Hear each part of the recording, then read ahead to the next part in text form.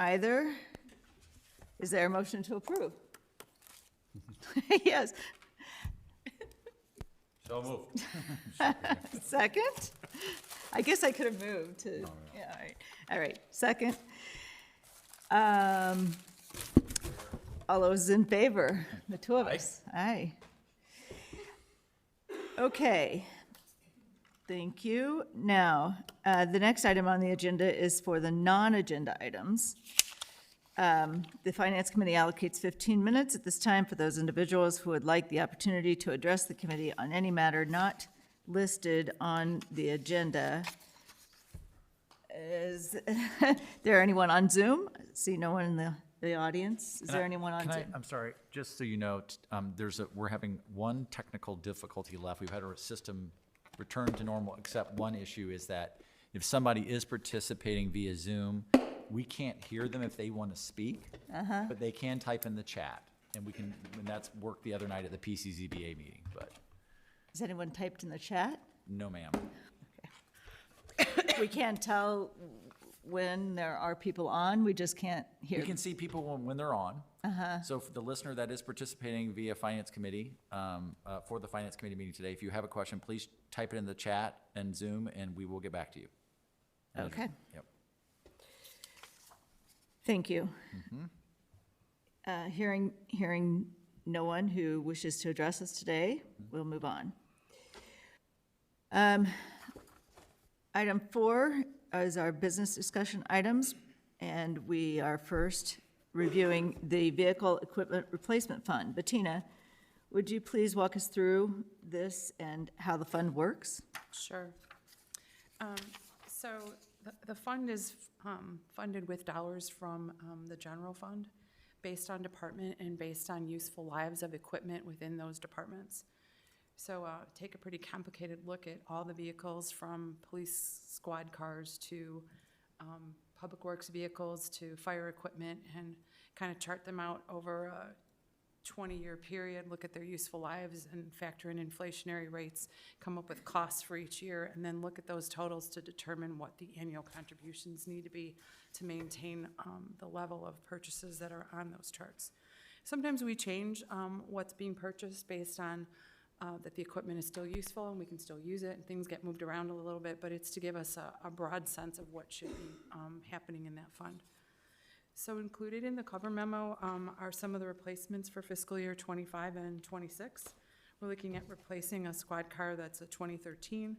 The cost on the memo is just related to the actual vehicle. It doesn't include upfitting that's done from the general fund, so it will cost a little, more than that, but the vehicle would be purchased from the replacement fund.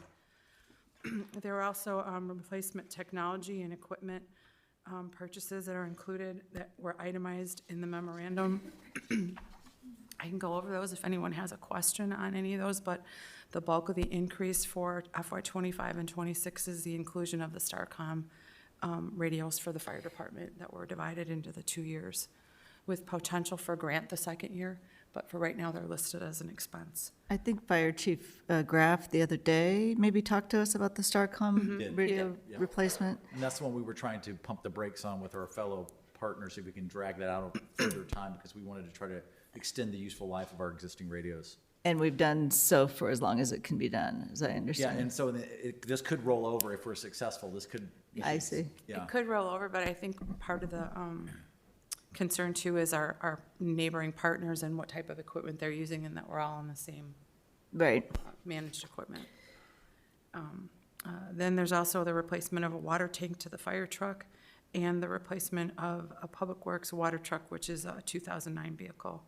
And that's a truck that our public works employees drive around to get water readings and service customers and go to their homes and check on things when we have work orders. That's for 25. For 26, another replacement of a 2018 squad car, and then the technology and equipment replacement, which also includes, like I said before, the 170 for the STARCOM fire radios. So I just note that we're replacing one squad car that's 11 years old roughly, and the next fiscal year we'll replace one that's much newer than that. which of those is more typical? There's a 5-year difference between 2013 and We've pushed this 2018. 2013 a little bit, and from what I understand from Chief Smazinski, the 2018 model will be retained as backup. So it's going to be kept in fleet, but not, a primary vehicle. It won't be traded. It won't be a patrol vehicle. And to answer your question, typically we keep patrol cars for about 4 to 5 years, and they're constantly running. Yeah. And so it is unusual to have one of this vintage. Yeah, for sure. So, Considered a backup right now? yeah. Okay. Right. They're constantly running. Yes, you can't turn them off when you're on duty. Oh, Is that right?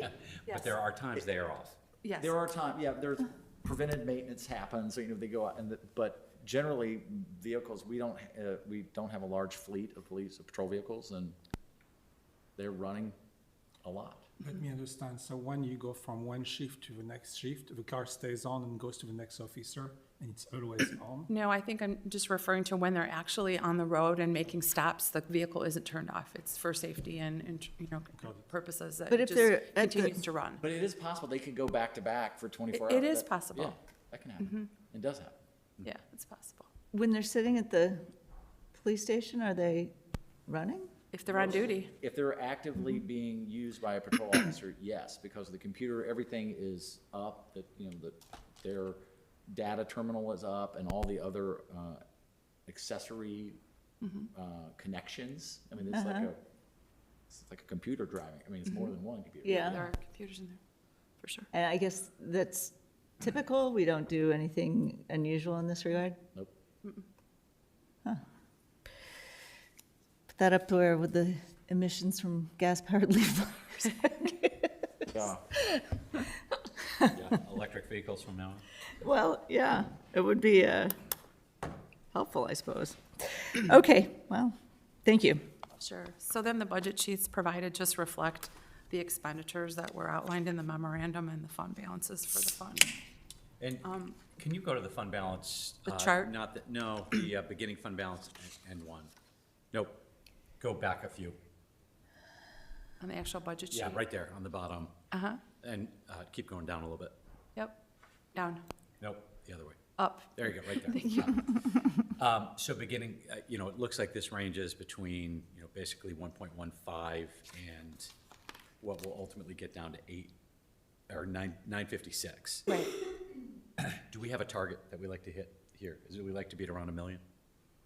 It's recently become at $1 million level, and it became an own independent standing fund. It used to be within the general fund, right? No? No. Anyway, so the answer is, we don't have a set point. We just want to have enough in there to meet our goal to replace the fleet and other equipment on time and as planned. Yeah. So there's no specific target. Yeah. So that. But if you go to that next chart, Drew, so the chart gives you a historical, keep going, this one, gives you a historical view of the total expenditures, the fund balance, and the revenues that are contributed. So might answer your question as to where we've kind of leveled with the fund balance. We've maintained around $1 million, and there's a big drop in 2030, or in 32. We're anticipating the purchase of a fire truck. Or some sort of fire Or some sort of apparatus. We don't fire know what that looks like apparatus. yet. That What does we're, apparatus mean? I mean, who knows? By then, we could be in the ambulance business. Right. We don't. But Yeah. Spaceship? it's a plan that, SpaceX, we could have our own local SpaceX. it's a plan that we put Yeah. out there just because it needs to be at least planned for in some way, so. So this, to me, when I looked at it, it looks like we're just doing fairly updated Right. routine stuff It until is. we get to 32. Yeah, it is. And that's somewhat of a, the village has been creative when it's purchased very expensive pieces of equipment like a fire truck. We did a joint purchase with Lake Forest in the past. We've done lease purchases, a combination of cash and borrowing. So what was the price tag? Right now, 1.7 million and 4-year delivery? 5-year delivery. Yeah. And we're looking at probably 2.4 by the time we get there. And there's all different variations of pricing, that some will hold the price at the point of initiating that 5-year term, some will inflation, create an increase, some will expect a deposit 50%. And there's all kinds of varying depending on who the dealer is. But it's a plan that we've put out there just to try to fund it. In our future, in the near future, we'll be having to make a decision about that. Right. But there should be adequate funds available to do that without totally depleting us, which is There planned. should That's what be. it's for. It'll obviously deplete the fund in 32. For the most part, it takes it down to about 150,000, but then within 3 or 4 years, I have it back up to about 900,000 with the contributions that we've started about 5 or 6 years prior to that expense, and then 5 or 6 years after. So it's a ramp up and then a continuation of fund it back. Would you talk about the revenue stream too that we identified for this? Sure. Really? A revenue stream? Well, the revenue stream that we've identified for it is the funding that we will no longer need to pay Target. Oh, yeah. So during that 8-year period or 9-year period, we would, save, spend, and then save some more, and then be done with it. Do you mean the real estate tax payment we were offering to Target? Or No, the sales tax rebate. Oh, the sales tax rebate, okay. Yeah. That's right. Which expires in the 2020, fiscal year 25, so actually calendar year 26, be our last payment, and that's an average of $290,000 to $340,000 a year. So we've specifically earmarked that savings for this? Mm-hmm. Okay.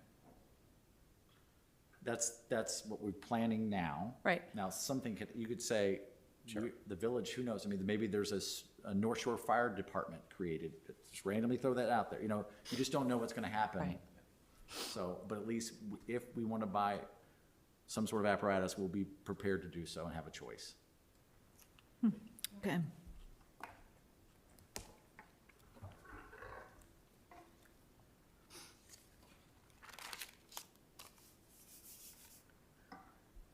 These are just a listing of the technology expenses that make up that $337,000 and $414,000 for the year. Just a quick note, the bottom line, the flock technology. So they have agreed to the 14 days they're fine with, of course. They kept they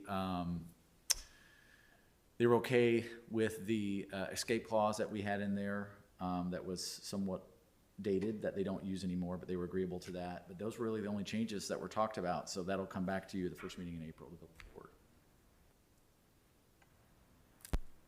Okay.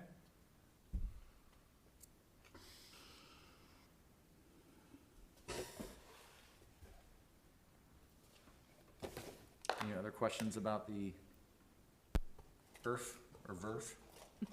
Maybe just a little history, but when did this get separated out from the general fund? In 1994. Yeah, Oh, okay. It's been its own fund for a Been a while. long time. yeah. There was a period where it turned into a major fund because of the balances that were kept in there, and that's just a percentage of overall capital, so yeah. And does this more or less satisfy what our leaders and fire and police are asking for? Yes. Yes, Yeah. Okay, I think so. I'm ready to move on. Yes. I have a question. Reading the packet, the finance document, you have a limit to raise up to 3% of, and I couldn't understand that cap. I mean, how much that cap? It's a is. lot, so 3% of EAV, the total, 650 million is the Right. EAV, so it's So you're- like $16 million. $16 million.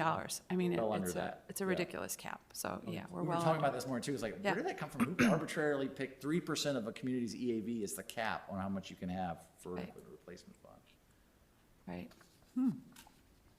So we're okay, we're safe. Good, thank you. Yeah. Okay. Any other questions? Any questions or comments online, Drew? Doesn't appear so. Okay. Then we'll move on to the capital fund. So item B, discussion regarding capital improvement budget. Regina, would you walk us through the CIP fund? So included in the memo was a history of expenses and payments that we've made based on categories of expenditures, sanitary, storm, transportation, and water, just to give you a sense of what those numbers look like and what our ideal contributions were that we have discussed in several other meetings. For the most part, we meet those ideal contributions. You'll see that in FY '24, '25, there's changes to the water fund that we had included in the water fund capital line items to increase those to 500,000. Then there's the increase to 700,000, which incorporates the lead line replacement, additional funding, and then you see it drop back down, and then some inflationary increases way at the end at 34. So those are related to the water fund. Sanitary, storm, and transportation are, sanitary is somewhat stable. We've been doing about the 345,000 a year. Stormwater, fairly new, and transportation is all over. That includes pavement and streets and bridges and path things. So it just depends on projects and what we're working on that particular year. The actual budget itself for this year, coming fiscal year '25 includes the Green Bay Road Bridge. It includes streetscape funding, some Block 1 funding, Birch Avenue slope restabilization, and the Lake Bluff, North Chicago pedestrian bridge, which is grant-driven, which you'll see up in the revenues at the top, including interest and the interfund transfer, which is committed from the general fund for 500,000 in So, FY Bettina, '25. on this chart, just on the sanitary, why Yep. does it rotate 320 to 20 every other year? So I think it's because we have done sanitary sewer line improvements one year, and the next year it's planning and engineering. So we've kind of alternated between, right, Jeff? The planning and the actual, Okay. projects, because that's how they tend to work. And it wouldn't be outlandish to think that we could maybe find some economies of scale. I mean, we couple a couple big years and then take some time off. That could happen in the out years too. Yeah, okay. And then in the storm, the big 2.3, is that when we would expect the underpass to be worked on? Right, Okay. yep. And how much money's coming from a grant for that? Well, yeah, we can talk about that when we Talk start about getting into all the major projects. Got it. Right, those revenues from that perspective haven't been anticipated or projected out yet, just the anticipated expenditures for that year. Great. But thereafter, we have it going down considerably, and we'll still have limbs to do, right? Branches to Right. do. Straws, yes. Straws, that's it. Yeah. Straws.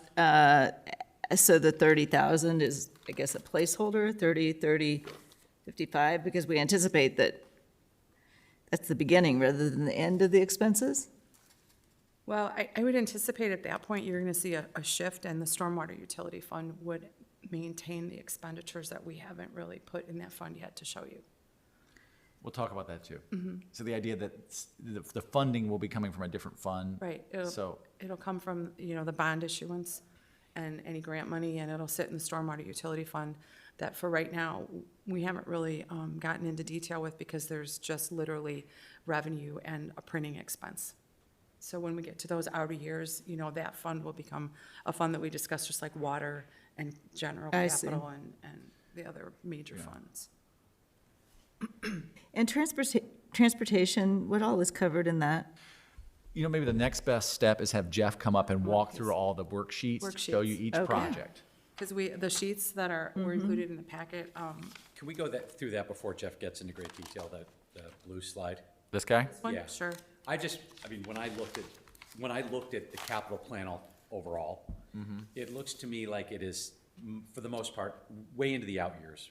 Mostly business as usual, replacements of sidewalks and all the things that Jeff is gonna walk through, with the exception of 26, where there's the streetscape work, which is grant-driven. Yes? 27, where it's Green Bay Road. Yes. Which is grant-driven. And then ultimately the pedestrian bridge. Those are the three, and the sanitary in 30. Yeah. Right, Other than that, it's pretty typical maintenance for just keeping our village running. right. That is all true, and I would say the other piece to that is the deep tunnel project, and we'll talk about that too. Okay. I have one question about that.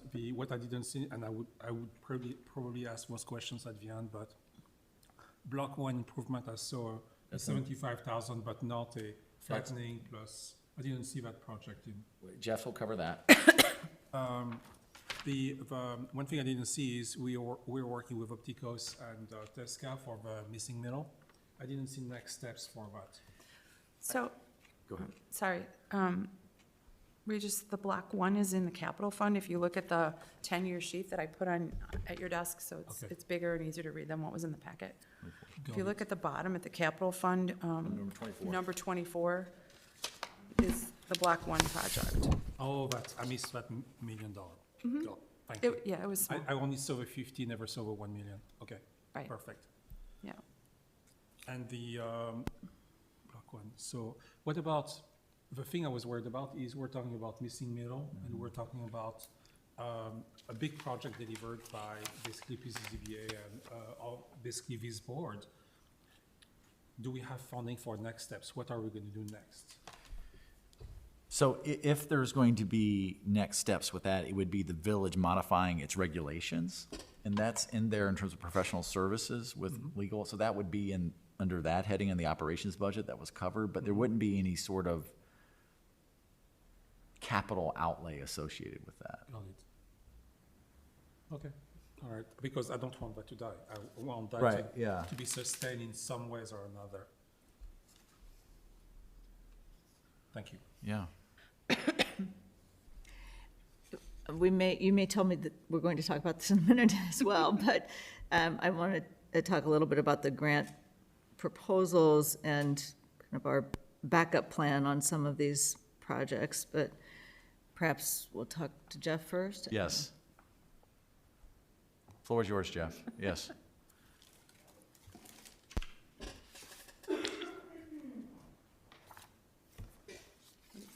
You have them? You want me to leave this up there? Okay. Right ones. All right, so we were just gonna run through, we have a sheet here for every project that we have budgeted in the next 2 years. Some of them are more fun than others. First one is miscellaneous concrete. This was the sidewalk program. I just changed it to concrete because we do so many curbs as opposed to sidewalks. It makes it more honest. This budget went up this year because the curbs in a lot of the driveways of the sanctuary are falling apart, and they're designed in a way that it's a really big bump when you hit them. So rather than just replace the 2 feet of the broken piece, we want to just replace the whole thing so people have a decent driveway. So that cost went up this year for that project. The next one is the new sidewalk, and this is a grant application we put in last fall to the Safe Routes to School to add 4 segments of sidewalk where there isn't some now in the village. I think you asked about the contingency plan. I think the contingency plan here is to not do that work and not spend that money if it's all out of our own pocket. But fingers are crossed on the grant application from the Safe Routes to try to add some sidewalks. That, safe to assume that that's just within a few blocks of our schools. Not necessarily. A couple of those are in the East Terrace neighborhood. Yeah. And it can go within, I think it's 1.5 miles of a school, so we're pretty much all covered, no matter The whole where. town's essentially Yeah. right from the Yeah. school. Yeah. We tend to have already sidewalks nearest the schools, Yeah. but there are some gaps that we would like to fill if we can find some money to do so. The next one is path. I hate to be a pain in the butt, Jeff, and I will be a pain in the butt on that one, but we had on East Sheridan Place, sidewalk to nowhere, signs posted, you remember when Yeah. we did sidewalks? Do we have any plan to continue that sidewalks That's- going east on East Sheridan, because I'm trying to find it. Yeah, that's part of that grant application. That is, the map gets small in some of these areas, but we're, 2C on the map would fill the That's gap 2C. between Newman Court and where we left off. So it's no longer a sidewalk to nowhere. Well, it is, It's in IDOT's hands at the moment. we'll see about the grant, but that is probably a $40,000 to $60,000 segment if it was come out of our own pockets. Thank you. Path repaving is just sidewalks, but asphalt. So we have a little section over on East Sheridan Road that we want to fix that's deteriorated. So we try to budget a little bit every year to keep our asphalt paths maintained. This is the street program for this year. Includes some paving in the public work, or the police department parking lot, and the streets you see listed there. It's kind of a normal program size for us, that 600,000 we're pushing up in future years because inflation is biting at our street program, making it smaller every year. And then The next one is the pavement maintenance, kind of alternating between the reclamite, which went really well in the fall, the spray they put in the streets, and then crack sealing will happen this year. We don't have enough streets to repave every year to do those programs each year. The scale just isn't good, so trying to alternate them, keep our streets to hopefully last longer. The next one is the asphalt at the Public Works facility is really deteriorated, so we put some money the next 2 years to try to bring that back up to newer, the driveway, then the big area between the buildings where the residents put their trash and their recycles and their yard waste. You'd asked about like the $35,000 in the far out years for storm sewer.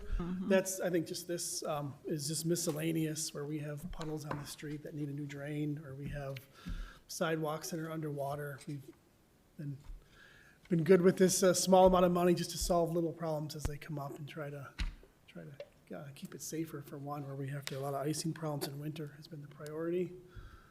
And then like we talked about before, you did with the sanitary sewer, we generally do televising 1 year and then construction the next. So this $20,000 is just to do some televising and identify problems that need to be fixed. All right, and then this is where we talk about the big storm sewer and the viaduct flooding. Drew, we had that in like 2032. That was kind of out there, but we are hoping to move that forward based on money from the state, money from the county, that we have our hands in a lot of pots right now, and we haven't found all the gold yet, but we are still trying to. That project, the engineering is going to be mostly done by this fall. So it'll be shovel-ready-ish, as they say, and waiting for whatever we can bond to at least get the first part started, or have enough outside funding to get us where we have a project. Yeah, I think the two known players right now for certain are the village. The way the stormwater utility was designed was to yield about 10 million in terms of debt service, and we're going to be able to fund that through the fees. And then the SMC has pledged certain monies. In fact, at the next meeting, assuming that we can get we're going to update the intergovernmental agreement with them to reflect. You want to talk about that real quick, Jeff? Yeah, they agreed to, so our agreement from, about 15 months ago or so, Yeah. to do the phase 1 engineering and a little bit of the phase 2. We paid 14%, or is it 16? I think it's 16. 16%. SMC paid 84%. They agreed to extend those terms to finish the contract, which was another, I think, $380,000 worth of engineering. So phase 1 and phase 2. So it'll be construction plans when they're done. And what was the hiccup? They got to look for the rusty patch bumblebee in Lillian Dell. Yes. Could cost us some time. They have to do a little survey to see if So there What'd you is call a it? the rusty patch endangered bumblebee species, Oh. is a endangered species. Yeah. Really? but we don't know if it's there or if its habitat is there. Yes. So that's part of there's a piece that our consultant, or the SMC's consultant, because they're the one paying Christopher Burke to do this work, the phase 1, as part of that work, they're supposed to get environmental clearances. They submitted all the work to the state. The state, it would appear, may or may not have gotten it to their internal partner on time to do the review. And so they said, oh, it's got to wait till next spring. This That's- fall. when this- Well, I thought the spring is when they said that's when they can find, it's June or July when they can see. So anyway, so the short answer is they can't do the work. It was going to delay our work.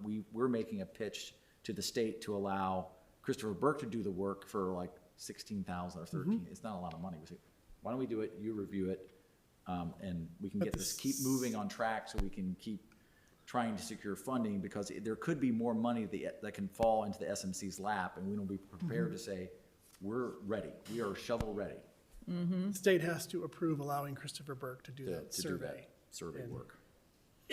So that's the known players are going to be SMC and the village right now. We have made a lot of progress talking with the state, and we're probably closer to $4.5 million in terms of what they're going to pledge, trying to get them to the 7 that we're expecting. We've also got $750,000 from the federal government, and Regis is going to be having conversations I with. did. Oh, okay. I'm not making progress, but I'm not stopping. trying to get some more federal dollars for our projects as well. So, that there, it is possible that the village will be in a position to say, we are,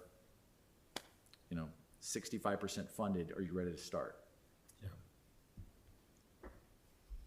And then if we do bond the full amount, some of those out years were very low spending in storm because we'd be paying the service on the bond.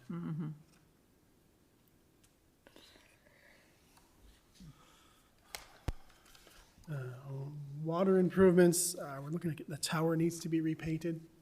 There's some things in there, which is insanely expensive. When you think about just putting a coat of paint on the water tower, it's about $500,000.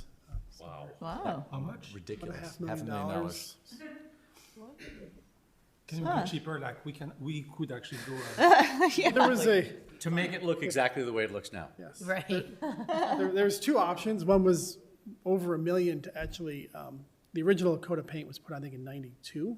Yeah. You can get about 40 years out of that, or you have to scrape it Okay. and redo it, and that's the $1 million option, but we could overcoat it and get 10 to 12 more years out of it, hopefully, for the $500,000. So that's $500,000 in paint. the paint. There's some interior work too, but most of that is, for the Wallpaper, paint. some And carpeting. I mean, it's gotta get done, I get it, it's There's just some rust spots that need to be breathtaking addressed. amount of and paint. Isn't it? It's the inside of the bowl as well, which is a It's little probably It's trickier. inside ends, it's At both least in the inside bowl. ends. Yeah. Okay. And Drew, remind me, we have decided historically that we don't want to paint an image on there, because we License want it it or to blend something. into the sky. That's correct. And that is a philosophy as, Yes, and who drives that philosophy? I'm curious. you all. so we want like. can make it look like a tree. Above it, right? That's right. It It is looks Tree I City. think Member Krause is probably thinking Tree canals. City, Dog on it. Canal signage is what he's thinking. Canals. Yeah. A great idea. Oh, there you go. So he'd like to That'll pay- pay for itself. Time out. We sell space on it, advertisement space, and we found the $500,000. I don't think it's a $500,000 ad buy. I don't know if I'd, I was actually thinking rapping. There you go. just went up to $1 million. And then we have some other water work that's kind of prescribed by our other projects. The Green Bay Road project necessitates some water work. The state's 41176 project necessitates some water work. So we are kind of going to be at a little bit of a standstill as far as doing major main replacements, which is unfortunate because we do have a water leakage problem and we have breaks and we have aging mains, but the budget is going to get sucked up by these other things that are unavoidable. Did you work out the historical aspect of a bridge on Green Bay? Are we done with that? We are still waiting in year 2.5 now for a response. Response they promised us by November is not here yet. So we've been poking away. We'll poke away again. It's hard because we don't want to yell at them too much because they have a little bit of our fate in their hands, but they are slower than the bumblebee people, Thank you. bridge people. And then, Green Bay Road, set for the spring of '26 is when our funding hits through CMAP. So that construction in FY '26 is gonna happen probably March to the end of that fiscal year, and then work in FY '27 and '28 for the 18-month project. And that is not every day, like, that will Yeah, be There'll be a very. break in winter, but it will be a long-term disruption, and we're hoping that 18 months shrinks, but it's better to say 18 and do it in 14 than the other way, which is especially true of the bridge on the next slide. So we think it'll be about a 6-month closure, and that's a little bit driven by whatever contractor you get. If they can do it quicker, that would be wonderful. But if we don't give them a window that's reasonable to do the job, then your bids are just gonna get too high. And because we're using 80% federal funding on this, the state gets a say in the specs. So if we told them you had to do it in 2 months, the state would say, no, we're not gonna fund the cost of what it would do to compact the schedule that far. So that is planned again for the spring of '26. I see some construction dollars there. And that's the one that's in between Lake Bluff and Lake Forest, right? That is correct. Yep, that end of Green Bay Road. CBD improvements, I think you guys have the new plan that was proposed for plantings in Block 2. So there's 75, They don't have it. Actually, it's in front of them. It's a printed out version, but I'm gonna bring it up on the screen too. Give me 1 minute.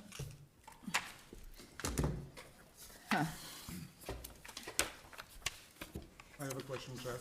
Going back to a couple of projects for Green Bay between 176 and Lake Forest. Yeah. You're gonna strip that street and you're gonna replace the water mains also? We're not gonna replace, so in 1986 or 88, we put a new water main in Green Bay Road, and we didn't take the old one out of service. So we're taking the old one out of service. To put a new water main through there would be probably $1.5 million all the way through there, so. But That one then- should have 40 years of life left in it, so we were gonna leave the new one. Got it. And, but you also said a couple of years ago that old water main might still be in use still? There are services attached to it, to homes, so we will have to move, that's the way you abandon it, is there's, you cut off certain connections. But we also have to move those services from the old main to the new main, newer main, I guess it's almost 40 years So old. how long does that take? Let's say I live on the side of Green Bay, how long would that replacement take? How long would For it- each home, how long are you out of water for? Just a couple hours, because they leave it active, they put the whole new one in, and then they just tie them over, so it's less than a half a day Thank you. to do that. So this is the streetscape program that the village, the concept that was constructed for Block 2 a couple years back. These elements are the ones that we're planning for Block 1 as well, carrying over. If you, actually, let me go back to that. If you look at these concepts, they have a lot of vegetation that's not grass, that was planned. And when the ABR went through this, and the general, same with the streetscape furniture program, was let's go slow and implement this slowly. The ABR, as recently as last week, actually going back earlier in this calendar year, was like, we think we waited enough. Let's recommend to the village board to start planting. Let's start executing the full plan. So Tesca was brought in to come up with plans, and each little block here represents a planting opportunity, as well as I'll go over the furniture plan that's set for that corner there. This is the palette of materials, all native, all robust enough to withstand salt and drought-like conditions. I won't get into every little planting, but you get the idea. There's a lot of plant material that can be placed in there on that corner. And the ABR's direction was, we want plantings inside and outside. And so there's, I'm sorry, go ahead. You were maybe just about to answer the question, so go ahead. So on the outside of, where there's turf today, they would have all these plantings, and on the inside is tables and chairs, as well as planting urns that they would fill with materials, and then also on the ends of the caps of the seat walls, there would be urns with plantings in them. And Drew, has, right, the lights are up there in that, if you, Yep. can you go back to that image real quick? Has it always been the plan to put plantings in here? Yes, that was the concept plan. That was the concept plan, and we just haven't done it yet, so it's kind of, we put the big chairs in there, and it's kind of looked a little sparse, waiting. Yeah, the village historically, other than the dancer sculpture that was in that, really has not had any, other than planters in front of businesses here and there that the garden club has filled. There really hasn't been any, it's been all hardscape. There was a big planter. Just where the sculpture, right in front of it, but that was it. Okay. So the idea that these plants always, the concept was, we're gonna plant these someday. And so the ABRs are asking the board to do it now. So let me get to the, so these are the urns. The ones that were selected was the ones which, I kid you not, it's already named the Lake Bluff urn.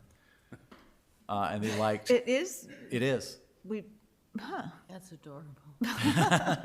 And then here, these planters, I'll get to you. The ones in front of you should have the colors circled, the exact colors of the furniture and the right pots. But this is the plans that the ABR reviewed and selected that are in front of you.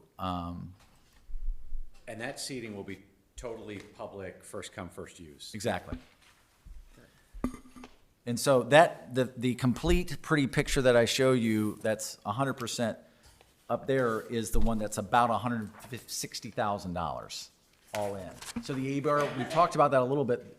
The drawing that you have in front of you, the paper drawing, is a working drawing where the landscape architect was responding to the ABR's comments. You can see a red line around the planting bed. That's a turf line that we can reduce cost by having grass stay for a portion of it. and just buy the furniture and a portion of the plantings, but not all the plantings, and the idea would be to have the plantings, let me come up to this board real quick and show you. This is a attempt by the ABR to try to save some money. We just kind of do the bookends to plant here, here, here, and here, and not along here. And then have that turf edge, but not here, here to try to reduce some of the costs, but do all the streetscape furniture. How much would be a saving by putting turf? And Is the turf on the much would be top the- or? the Yeah, I savings? gotta, it's not a huge amount of savings, but it's, I'm ballparking, stay with me here. The furniture costs are in the ballpark of around 68,000. So the movable tables and chairs and the planters,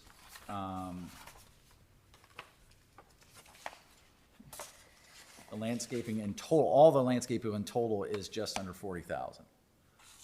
And help me understand the turf. Well, I'm sorry, I misspoke. The site prep means coming in there and doing the excavation and putting in good soil, which was not done by the original streetscape contractor. So that totals around 34,000, and then the actual plants are about 40, so about 70 all in for the plantings. plant all of the plantings or just that corner? No, the 70 is the number to plant everything. I To see. To do, yeah, all of this. Okay. And is this raised or is it at street level? It's, Or it's sidewalk? behind the protected grade of the curb, the protective curb, but it's not elevated. It's Okay. all at, yeah. Good, Where the good, turf good. is today is where it would be. Great. Yeah, and the turf,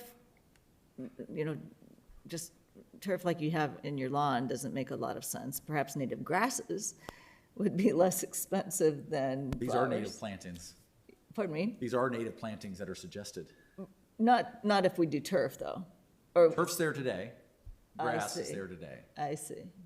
And the materials that they're, like, these are, But those need to be mowed. I mean, I don't know. It doesn't seem like turf saves a whole lot.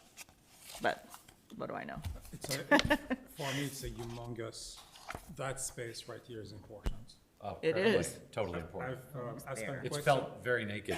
Yeah. I spend a lot of time in that space, and I'm a runner. I'm always around there, meeting my friends to go for the next few miles.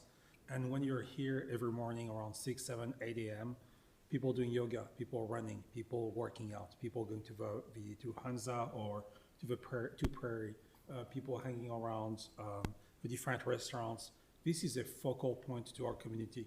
And if it is a savings of 20 grand, where we only put grass, for example, as opposed to flowers, I think we missed an opportunity of community momentum, of people just liking to be in our community. I think that this is important to achieve that project. For having flowers, for having people feeling attracted to our community. Drew, those green areas on there are Adirondack chairs? they were. The ABR did not want to have Adirondack chairs at all in that location because of the height for older adults coming in and out of. They didn't like that. So they picked two versions of the chairs, which are shown in the drawing. The everyday chair, which they would have one with arms and one without. And one would be sage green and one would be a terra, which is kind of a terracotta color. And then the tables would be these kind of three different sizes of a cafe table and like a coffee table that would be in the dusk color, which is kind of a gray silver color. I think the furniture and the colors and the brightness creates a vibe, a fun vibe for our community. The Adirondack chairs, I mean, it does seem like there could be a choice for folks who don't have ease getting in and out of chairs to sit in the non-Adirondack chairs. Yeah. That place is begging for Adirondack chairs. Not big oversized ones, but right now. You can always overrule them. There you go, okay. Or I wasn't gonna say it. Here's the idea too, this is, so you understand this completely, is that these tables are at a height where you can actually use the seat wall as part of the table. Oh, You can cool. slide Yeah. it up, and so that increases seating opportunities for folks here and there. This area is they don't wanna put take out the Adirondacks, but put in a curved bit. Those are normal sized chairs though, right? They're not the, I just want to be Let's just clear. be clear. Yeah. More controversial, the oversized ones. Okay, so I just want to make sure. Normal scale. Okay. We don't have to have that conversation today as a board, right? No, other than the ABR wants to, like, they want us to order that now, right? And so. So if we order it now, is this summer, or is it Well, I will still tell you, next if you summer? want to order the full plantings, there's not enough money in this budget to do it. Because right now, I suspected that there may be some discussion. We can certainly probably find the money and move it around and hit the general fund, but so right now, there's 17,000 now in the current budget for CBD expenditures that could be plantings and so forth, and there's 75 for the next fiscal year. So there's about half if you wanted to go the full planting. And the full planting would mean in front of Village Hall. It would, not just this area, but. It would wrap all the way down to, yeah. And right we here would at just the be gates. using money that we would be using, is earmarked for the following year, so we'd just be pulling Yeah. it forward. Yep. Would this furniture be out like 24 hours a day all year? So maybe. The idea is more, I mean, one is we're having milder and milder winters. People like to be outside whenever they can, and it's hard to predict when that's going to be, like today, Right. or, it's hard to know. But it is, that conversation came up at the ABR meeting. One of the issue was, are we concerned with somebody walking off with some of Right, this stuff? or do we have storage? Is it put away? Who cleans them? Like what's? Yeah, so that right now, the idea is that if we needed to, the village could be the maintenance provider for that area, which we probably would to some degree. But what we may do is try to strike a deal with the local restaurateurs who are bussing their tables. Maybe they could do something too for the Okay. privilege to use the license, the license to get the sidewalk and have outdoor dining. Maybe they could take care of that too. Interesting, okay. So that was the idea we kicked around. But to the point about somebody walking off with the chair, Not too worried. I just No. try to figure out if it's like, for instance, if it's only during certain hours a day, who's responsible for, bringing them in, putting them up, Right. where is it stored?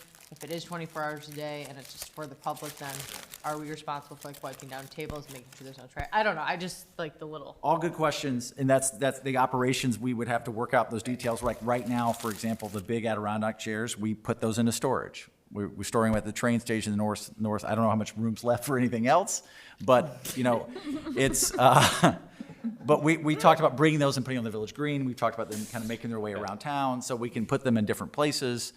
But the idea would be, I think, to the greatest degree possible, leave it out to make it look nice and make it functional, right? Yeah, question no, I I had. agree. I like that we're heading in that direction, because, yeah, I think we all felt like the space is fantastic and just desiring a little love, And to make it complete consistent was the with the comment rest too, of, yeah. the rest of Lake Bluff. Okay, One thank you. question I had for you as a conversation was, we're gonna put a lot of furniture that is nice. So what's the likelihood of people walking away with it? And you had a few interesting points for that. Yeah, Jody Marinaro is the consulting landscape architect from Tasca that's helping plan this area, and she did the streetscape plan. She's done a lot of streetscapes all over America, and she actually did the streetscape in downtown Evanston, and it's not uncommon that communities, universities, they make a conscious choice. Is we may lose 5 to 10% of this over a couple years, but it's going to happen anyway, and so we just plan on replacing it. Yeah. And it's the idea is that it's worth the opportunities that it creates for community interaction and creating those fun spaces. So If we put benches there instead of Adirondack chairs, those would be in the ground, right? Those would be not movable. yes, correct. And I'll show you.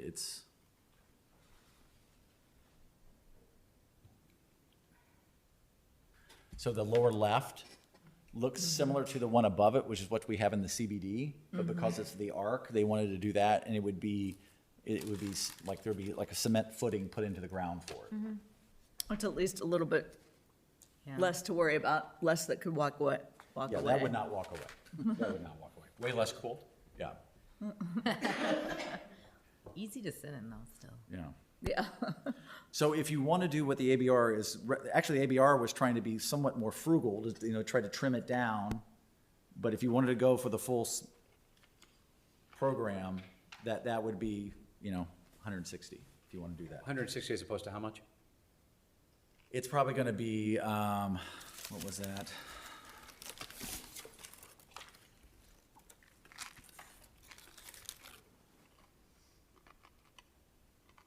It's probably like a $25,000 savings. Cheaper than Can you our show the paint. image of what we're saving?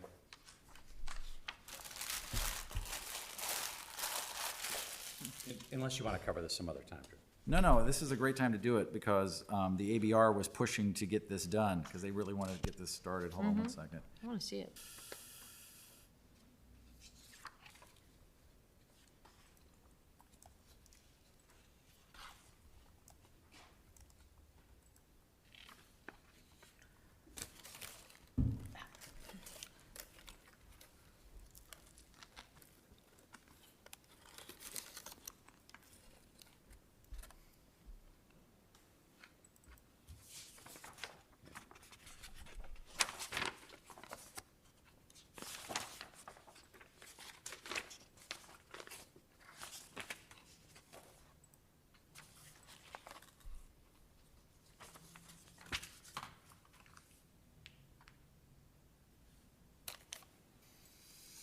So this is the estimate that Jody provided.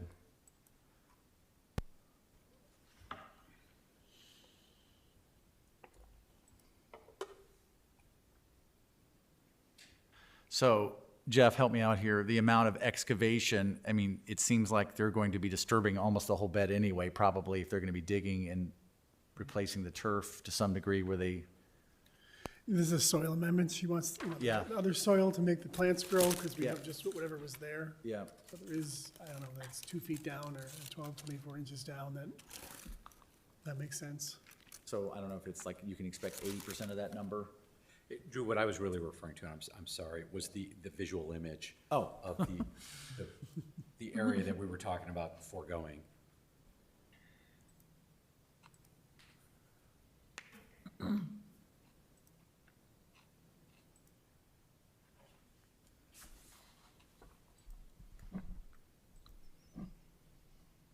So foregoing, Yes. in front of you is a printed off copy with, go back, turn to the page number, it's the third page. There's a red line showing where that's where the turf would be, this would be Yeah. plants on the closest to the knee wall, and the rest, the outer edge would be turf, a grass edging. Oh, I see. And, okay, because previously you'd shown one that had it going all the way down to Village Hall. Yeah. And I didn't know if that was the savings you were talking about. That would be the saving, yeah, so that, let me go back to a different image to show you that. Thank you. There we go. So the second and third the lower boxes would be eliminated. The lower two would be omitted, correct. These two would not be planted as shown. And so we would reduce the budget by $25,000 if we eliminated those two boxes and the outer edge of the upper. That's a rough estimate. Yeah. Just very rough estimate, because the material, I mean, like, all in the plantings and the soil work was like 70, was that number. Yeah. Did the ABR feel like this was much more holistic or not necessary?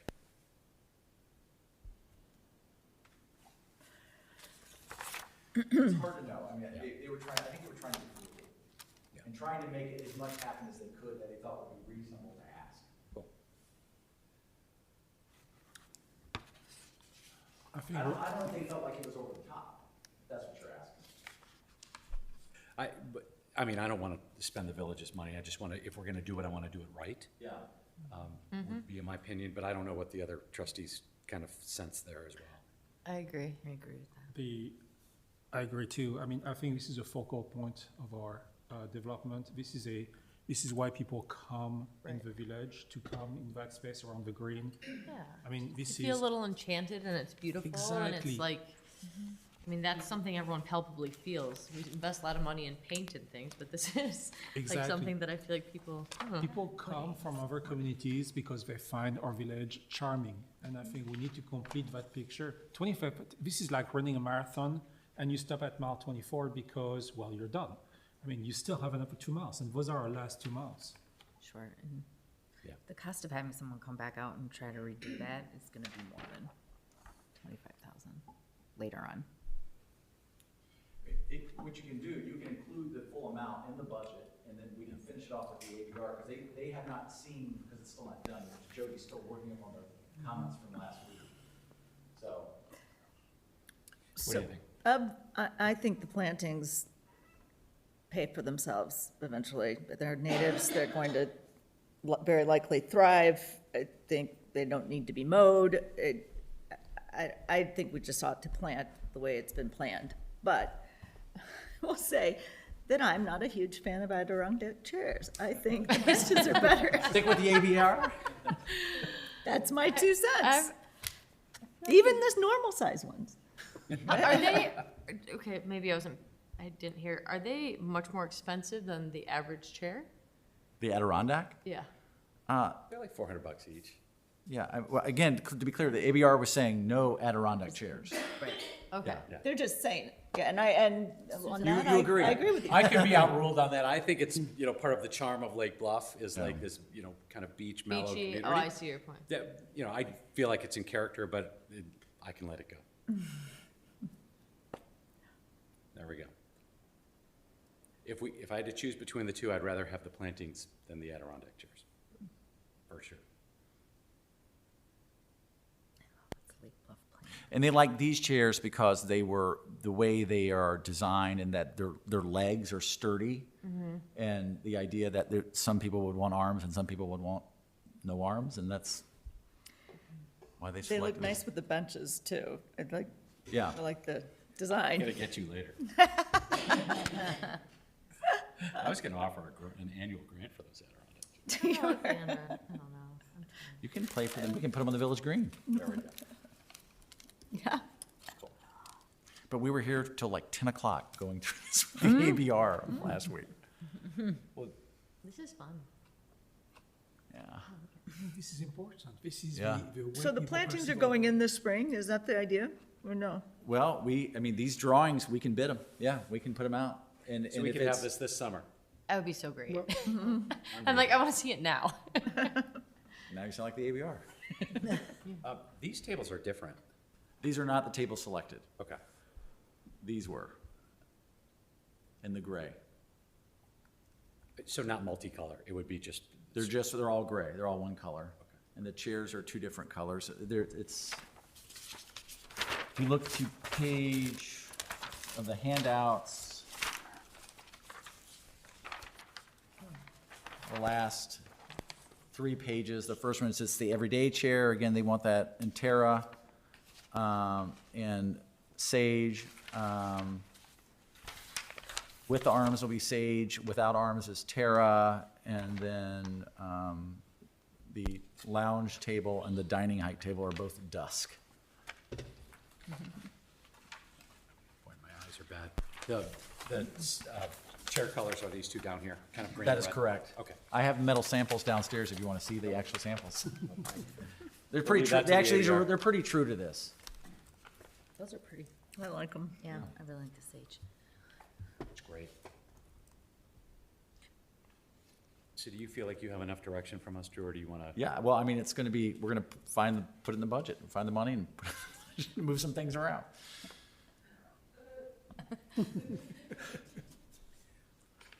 Again, you're talking about $25,000, right? Well, it's actually, it's 50, it's 80.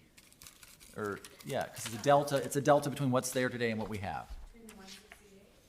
No, we have 75 in there now, in the budget. We've got 17. 17 sitting in the bank. So the balance to. Yeah. We'll find it. Put your hands between. And some of this is money that would be pulling forward from next year. It would be money from the spending down the fund balance for capital, which is what it's there for. Okay, thank you. You were serious. This is called the Lake Bluff Planters. Yeah. Right. No, cute. Yep. It was our meet cute. Thank you. Okay. Back to the other items.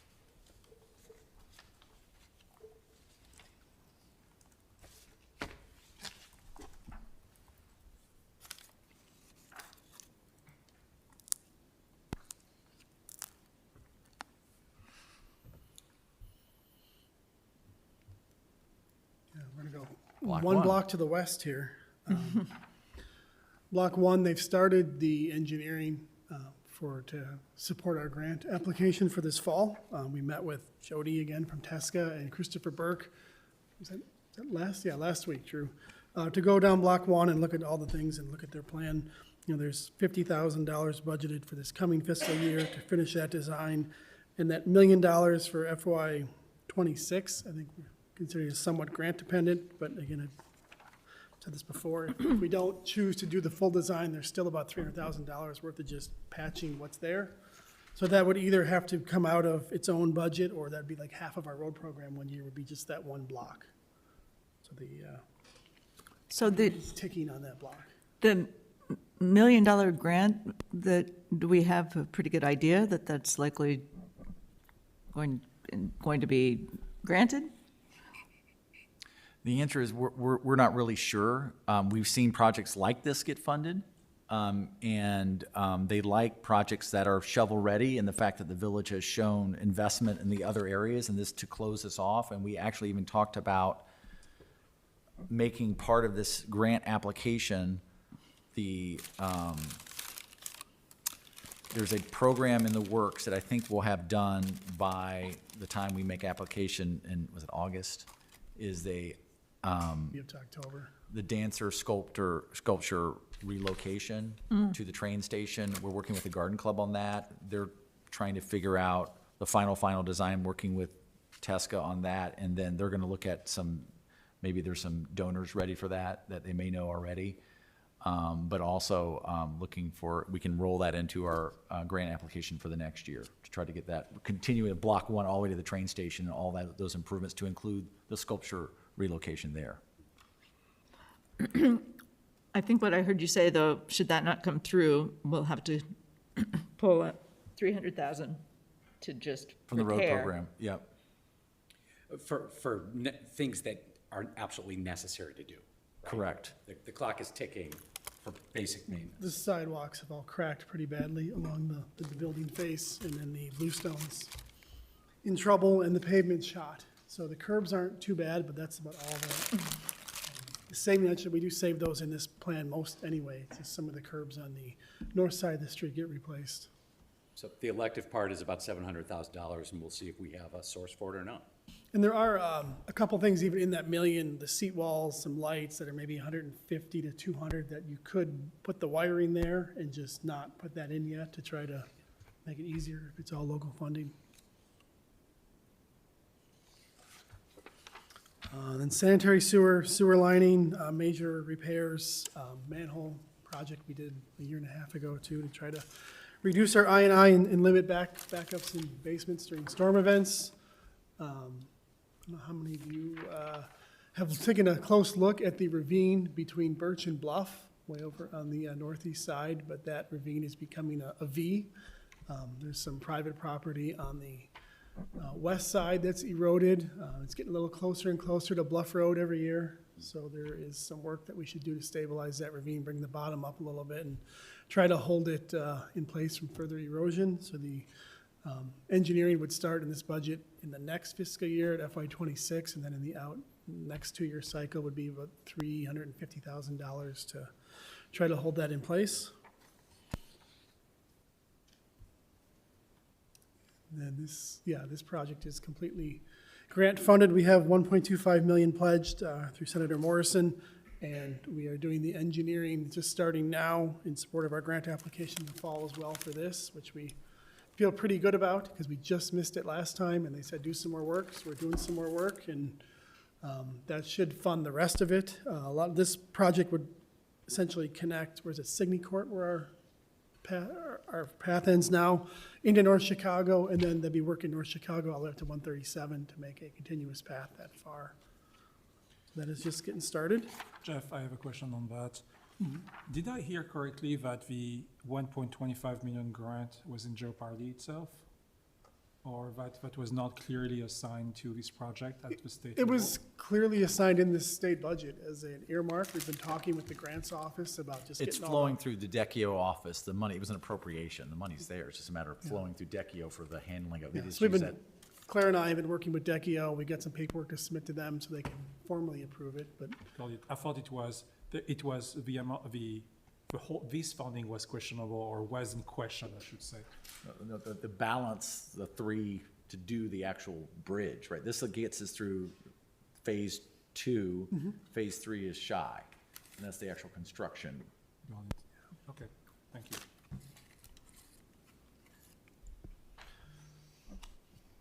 there's some railroad coordination with that, so that could be a couple of years out, it could be 4 years out. That's one of the things the ITAP people want us to do, is start talking to the railroad, so they have some confidence that it can get done in their window. Birch Road culvert, it's very close to that, it feeds into that Bluff Birch ravine. There's the slope on the east side of the road has eroded. You can see a wall that our Public Works Department built is tipping over, so we're working on a replacement for that and try to make that area look a little nicer. And the Birch Road just south of Blodgett.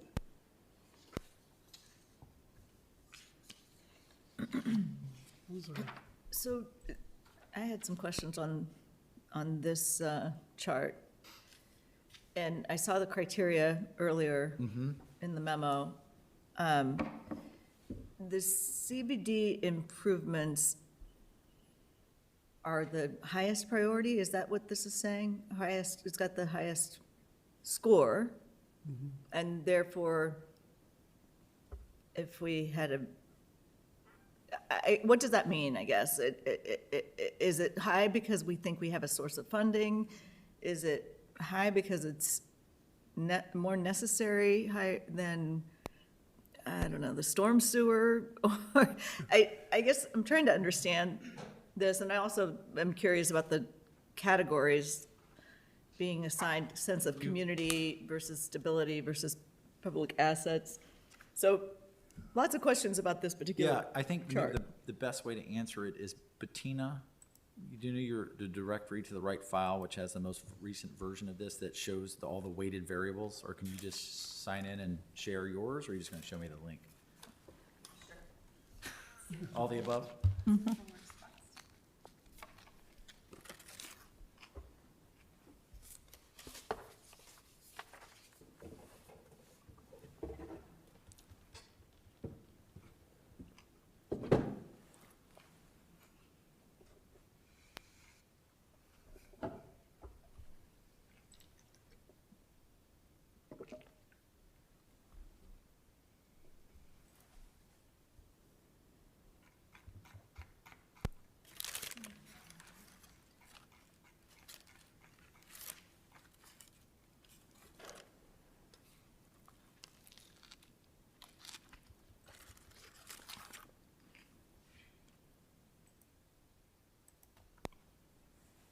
So I'm gonna go back and, while she's looking for this, show you.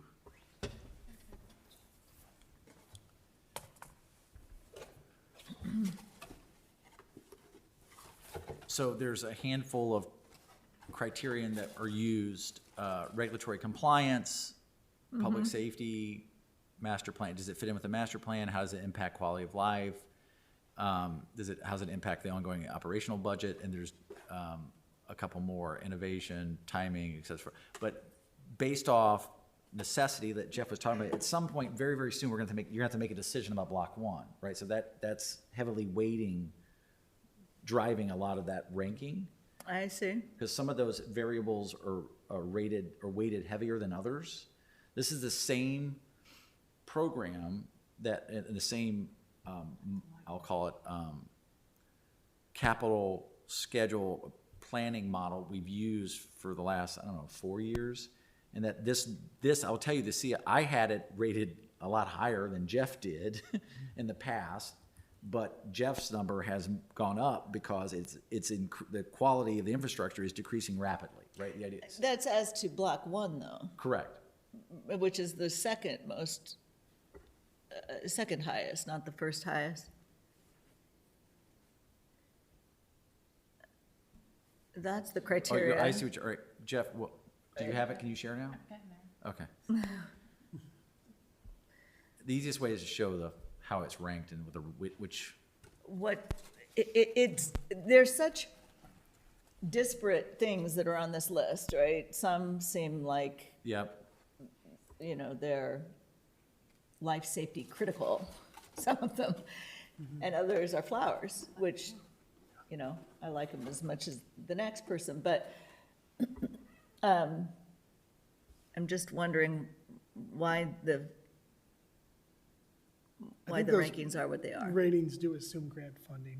I don't know if that was a mistake. It was assumed for the CBD improvements, the flowers, as well as the other block. But that was, Block one is where we think we're getting the Yeah. grant, right? there was some thought we You tell could me try what to file. apply for a grant in block two as well. I don't know that that's still on the table.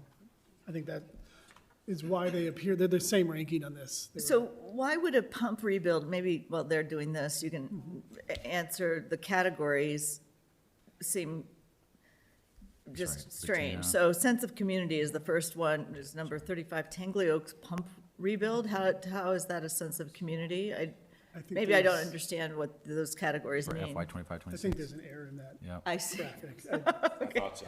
Tangley Oaks pump rebuild's done, I do. so I don't think that's supposed to be in this one. I That's why see. I'm Okay. confused looking Read at this a only. little bit myself. You're in it. And then the CBD streetscape, whoa, maybe that's my confusions, because, That's the elective part. yeah, that's number 5. It's. No, it's way down. Yeah, I see it, but that one is sense of community, which makes sense, yeah. That one, yeah. So maybe I'm just not understanding what we're calling the improvements, and there are 3 CBD references. One is, It's in the budget in 3 different lines. One was in the general fund and 2 were in the capital. And I think we budgeted 0 in the general fund and moved it to capital, but that line still shows up in places as number 5. That's where I think, And by and large, there's funding planned for all of this, right? And whatever is dependent on a grant only happens if it's, everything in here is in the budget. A couple of those were grant dependent, or like the new sidewalk. I think that's in here somewhere as well, but that's probably the only one in here that we decided we probably wouldn't go ahead with without the grant. The downtown work is still questionable, up to you all. so if you could scroll down so that we can see the other CBD reference, it's a few more down. Streetscape, so is that block 2? What is, That's what's the block difference? 2. That's That's the stuff we just showed you, the pretty stuff. block 2. Yes. So that's why that makes sense, that it's sense of community, it's not safety, it's not, it's, Yeah, you see the the one for. vibe, it's all, it's You the see vibe. the one for external funding, so that's the one where we pay for ourselves. That's what we pay for, okay, but at the top, external funding, Is a 5, and Is it's a weighted at 13%. 5. It's 4, so it changes the overall average, the weighted average significantly. I see, And you okay. see, and you look at the heaviest weight do you have to do it? That's regulatory compliance, that's a quarter. So if we have to do something, Yeah, but is there ever a number, well, so what do we have to do on those 2? Why did they get 3s? So I think it's just an error, the ADA. CBD improvements, that shouldn't be there. I think this is, all those scores are the same because they're for CBD Block 1. So if you just ignore the top line and, that number 5 towards the bottom was the plantings that we had talked about. Yeah.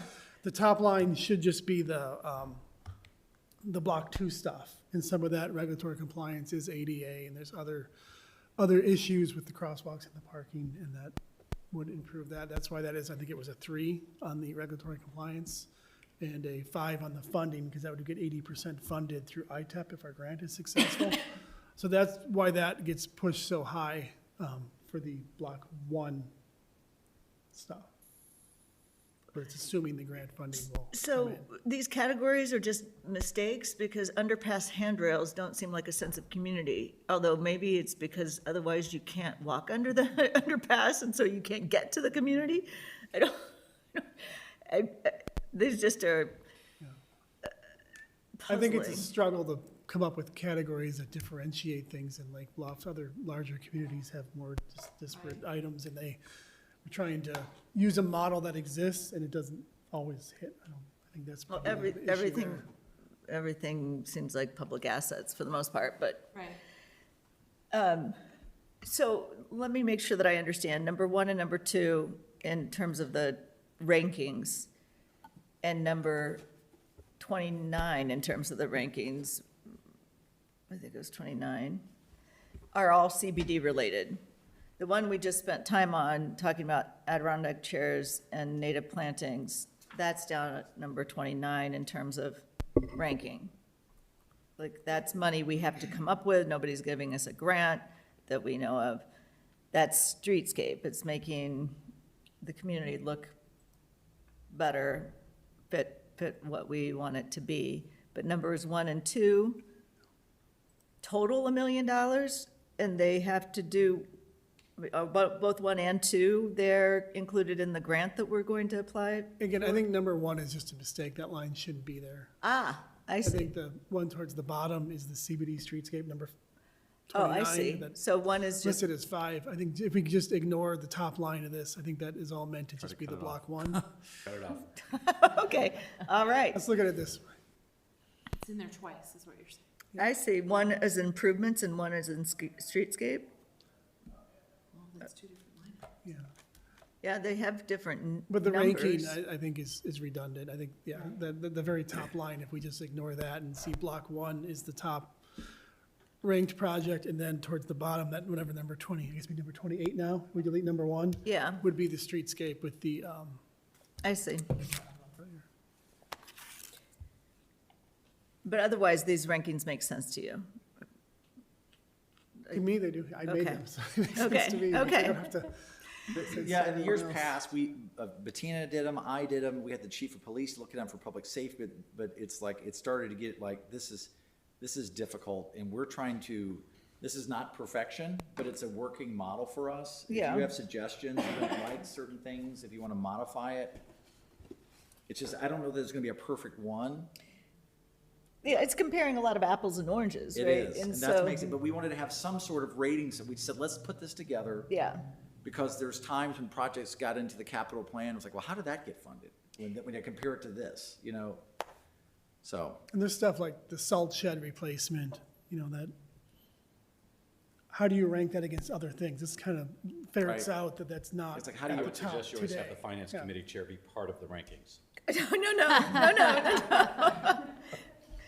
No need to do that, but perhaps I should understand it. I don't know. yeah. This is not, I mean, this is only like 3 years old, right? Or something, like, we haven't been using it for that Right. long. I think this is like the third time we've done it. and Yeah. Well, it's Prior times, it's been with multiple staff, and like Drew said, We just started talking, I was like, what is the purpose? perspective of, Yeah, it doesn't make Police sense. department head versus finance director versus engineer were just totally, different views and not necessarily relevant, so we rely on Jeff's expertise. The CBD work and then the big storm pipe for the. The process makes sense. It does make sense. This is, I mean, I've done that before, and it was always apple to oranges, and we get to work all in the conference room and just hash it out until we're happy, but that's part of the deal. We've got like 9 minutes to Okay. sprint through this. Is that Okay, right? oh, if there are no more questions, then we'll move on. I'll cut through this pretty quickly. The pay plan, the changes to the pay plan were minimal. We're really only in one category of administrative support, and then the engineer's position based off market changes, and then some internal equity issues. But those changes, I mean, it's not going to impact anybody directly. It's just moving the range. May give some people a little more room for some personal growth, but that's about it. Drew, I didn't have any issue. I mean, those ranges were really tight. Yep. Are there any new FTEs coming up soon, anytime soon, or is that a separate discussion? There is none planned. Okay, all right. The Yep. ranges look fine to Yep. me. He asked if there's any new FTEs planning. Yeah. All right, great. And then the other thing I wanted to walk through is have Jeff walk through really quickly the lead service. Because, first of all, this is a preliminary plan. You guys have 2 years to submit and finalize this. This is just something we wanted to get on paper. 3 years, I'm sorry, I misspoke. But this is something we put together based off some other examples from Baxter and Woodman, produced with another community. But Jeff, you all have a written copy in front of you, I think, I'm sorry, a paper copy? Yep. And, this is required by the state that we submit a draft plan by April 15th this year, and we revise it next year, the year after, then a final plan is due in 2027. These regulations are fluid. They change them quite a bit. And this plan here, we have budgeted to do this work, I think, between 2027 and 2032. This plan talks about finishing it up by 2042, because that meets what they are requiring us to do. Today. We could always push it forward, today. But I guess really quickly, as you guys are aware, we can't have lead services connected to our system forever. We have 109 identified right now. I think that number is going to be at least 130. Ours are finding more. Somebody's service leaks, they dig it up, it's lead. So we're adding and subtracting to our inventory, but that happens quite a bit. Can you jump to section 4? Yep, section 4 is the cost, who pays for it? So, the state new act doesn't make the most sense, but, essentially, this is what we are proposing to do. When a lead service breaks, you're not allowed to fix it, you have to replace it, and we are not allowed to make the homeowner pay for it. I think there is an option where you could just disconnect them, but that's a little heavy-handed for Lake Bluff, so, as of right now, we've paid for, I think, 4 or 5 of these, and that is our plan to continue. If one breaks, needs to be repaired, it has to be replaced. They will not let you repair a lead service unless the homeowner refuses you access to their private property. In Lake Bluff, and this is different than in some other towns, the homeowner or the business owner owns everything from the connection to the main in the street or wherever it is, all the way into the house. Some people's will say that, the city or the village should own everything from the shut-off box to the main. That's not the way our code reads. It's not Lake Bluff. So that is some area where people get confused from different communities. So emergency repairs, 100% for the village. When the village is going to do a water main replacement project, we generally replace the service to the shut-off box anyway. So the proposal here is to have the homeowner pay for 50% from the shut-off box into the house. The village split that cost with them. You can't leave it, you have to change it unless the homeowner signs a waiver saying, I don't want you on my property, and that's all goes through the state. If we are just doing a lead service replacement just for the sake of the replacement and not for a main, the proposal in here is to split it 50-50, the entire cost. We have one coming up now where a property owner is doing a renovation, they need a bigger water service. Proposal here is not to pay for any of that if it's driven by a project or their desire just to have a bigger service to their house, which is how we're doing it now. So that would be 100% by the property owner. It's for their project. And then the last bullet note there is just, our standard is to put an 1.5 inch service in. If somebody wants larger than that, because they have 8 bathrooms and they need more water, then that extra cost would be theirs. This does run you into an issue at the end of when you're supposed to have everything off your system. If people haven't paid the 50% or, gone into that, we'll have to figure out what to do when we get closer to 2042 or 2035 or whatever they finally decide when they'll have to be disconnected. So that is the short version. We're planning on submitting this as our plan to the state, and, unless I hear differently, staff will, when we talk to homeowners who ask us about these questions, we will refer them to this document as far as who pays what. Unless money is budgeted for lead replacement, that 50-50 program, I envision like in 2028, we will say we can do 40 of them this year, whatever the budget allows, and then we'll reach out to the people who have lead services and see who signs up. And if they don't? When we get closer to 2042 or whenever we have to, we will have to make a decision I see. if we will force them somehow, or I'm sure that the act is going to Change again. So I see. I'm sure that will be addressed, but, So in the next 5 years, how much do we think this is gonna cost us? Is this, well, in the next 3 years, it costs us, just for the ones that break. Yeah. There's one that I know of that we can't shut off, that we might just go ahead and do. So, I mean, it'll be probably $30,000 to $50,000 a year, and that's been coming out of the normal water improvements budget. Okay. Which is sapping the power of that some, but that is probably where we are. It seems like most of the services that leak do turn out to be lead. And then in 2027, I think we had 200,000 budgeted for those next 5 years to try to get them all out. But we do find new ones seemingly more often than we'd like. So you have 16 years to do that program. You have a total cost of $1.6 million.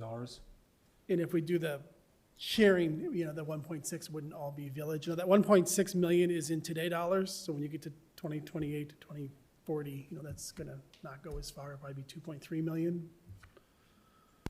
And so you probably want to front load that program to be able to be as economical as possible. That's basically where you're going. Whatever we can budget, Drew once asked, can we do them all in 1 year? I said, I don't think I can go in 100 basements in 1 year and convince people to get their water service changed. So, I think initially, the first couple of years, we'll probably have an easy time spending the money that's budgeted with people wanting to do it, and then we'll see. You never know. I mean, it's what you hear on the news sometimes makes people, more anxious to get rid of the lead service. Some people say, I've been drinking that for 30 years, I'm fine. If you have another Flint or you have something else where it's a major issue, I think people will be, more enthusiastic about getting them changed. When people sell homes, I hear more and more calls from realtors lately, that does this home have a lead service? And that's part of maybe the negotiation, buying a home. Interesting. Thank you, Jeff. So if there's no heartburn with that, then we'll proceed with submitting that to the state as our draft plan. Makes sense. And if everybody's comfortable with what they've seen with the budget, it would be wonderful to have a recommendation to the village board to approve the budget as presented thus far. We'll add in that change for the streetscape work for Block 2 and around the corner. And also approval of the pay plan. So we can bring that to the first meeting in April. Do we need a motion to do those That would be recommendations? wonderful, yes. All of them at one time? They can be, yes, can be an omnibus motion. I will make an omnibus motion per Drew's comments. Any second, A second. and you can. All in favor? Aye. Anyone opposed? No one opposed? Motion passes. You're looking for a motion to adjourn. And now we I'd like need, to make a motion to adjourn. I'll second that. All those in favor? Aye. Aye. You are None, adjourned. anyone opposed? Okay. Okay, we're adjourned. Thank you. Perfect timing. Let's start.